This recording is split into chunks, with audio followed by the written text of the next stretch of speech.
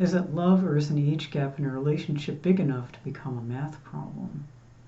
Many people use the half your age plus 7 rule to justify a gap, but I found out the hard way that has nothing to do with numbers. It's about the silent tax you pay until you eventually go emotionally bankrupt. Today we're doing a final compatibility audit to see if your gap amounts to a structural failure that's costing you your identity. When I called out my lover for disrespecting me, he made excuses to avoid commitment and keep manipulating me. But here's what I realized. The age gap wasn't the problem. Everything else was.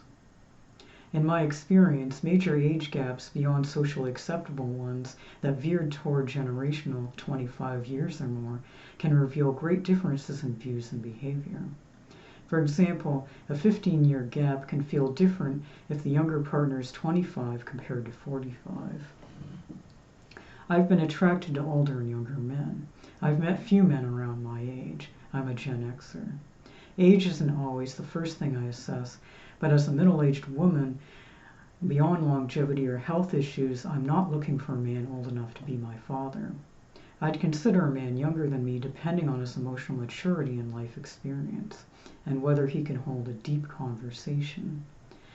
There would have to be a strong connection. I also wouldn't be interested in raising the son I haven't had. The relationship I described earlier spanned several background mismatches. I realized that one gap is a translation tax you can pay. 5 gaps? That's a bankruptcy. Age wasn't her problem. It was the compounding tax from being from 2 different worlds. If you passed the 90-day stress test we talked about in the last video and you're still stuck on the age gap, this is for you. Stick around for the Self-Betrayal Test. Hi, I'm Michelle Troutman, creator of the MyJourneyToLove.com blog, where you don't need to fit in, just show up as you are on the path to true love. If you're ready to trade dating rules for real intimacy, hit subscribe, like this video, and let's get into how to determine which age gap in dating is right for you. Wait, let me do the math for my last relationship. Yeah, the math worked, but the relationship didn't. Here's why numbers lie. The common wisdom is half their age plus 7. The older you get, the wider your permissible age gap. A 50-year-old can venture as old as 86. I used to think this rule was ridiculous, but I've seen it hold true in social acceptability. Rules like this help us feel normal at dinner parties, but they don't tell you if the relationship works behind closed doors. If you weighed their answers and their actions in the situation and still feel uncertain, it's worth pressing further. Beyond the state of the situation, their emotional maturity and financial status are worth factoring too, particularly when evaluating major age differences. You might already know the answer, as your heart could say one thing and your gut another. Listen to the latter. With my guy, my gut was screaming for month 1, but my heart kept hoping things would change. So if you're feeling that too, ask yourself these 3 things. 1, are we truly compatible or just attracted despite the gaps? If yes, we're compatible, go to question 2. If not, stop here. 2, what will or won't I tolerate? Can one of us really adapt, or are we asking for too much change?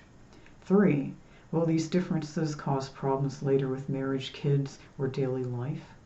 Don't confuse flexibility with giving up part of yourself or betraying yourself. Here's a self-betrayal test. Compromise. He wants to skip church, I want to go weekly. We agree on once a month. A shared solution. Sacrifice. I want children, but I'll say I don't just to keep my partner. A loss of core identity. But even if you pass the math test, you might still fail the heart test. That's where the difference between a compromise and a sacrifice comes in.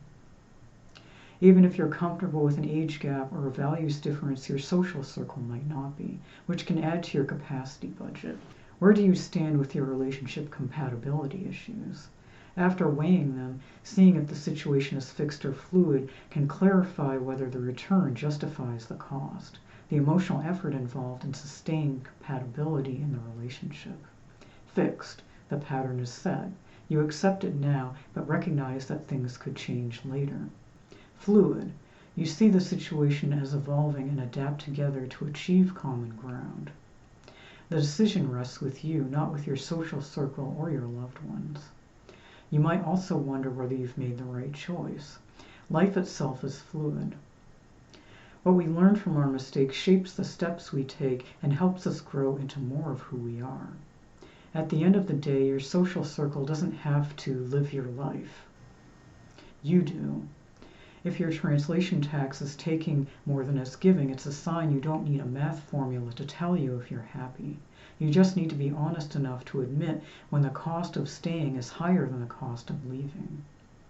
If you're wondering if you're masking your true feelings, take the Am I Dating in Disguise quiz. The link to the quiz and to the blog this video is based on are in the description.